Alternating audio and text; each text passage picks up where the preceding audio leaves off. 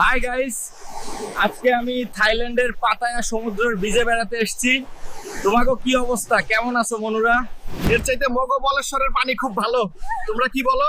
দেখো এইখানে সব খুললাম এইগুলা কি দেখা যায়? আমার বন্ধু আলামিনের টাকা হোগায় না দিলেই হয় না। দেখো না বন্ধুরা, $50 দিয়ে 5 স্টারের স্বাদ নিচ্ছি।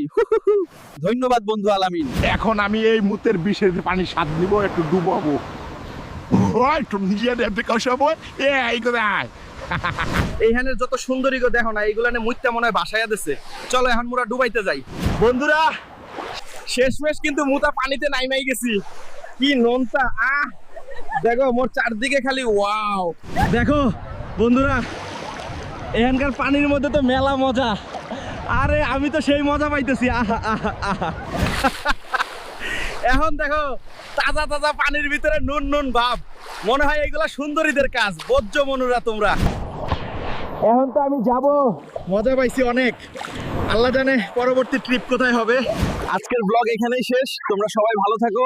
আলামিন মাহমুদ পেজ ফলো করো। আবার দেখা হবে। টাটা।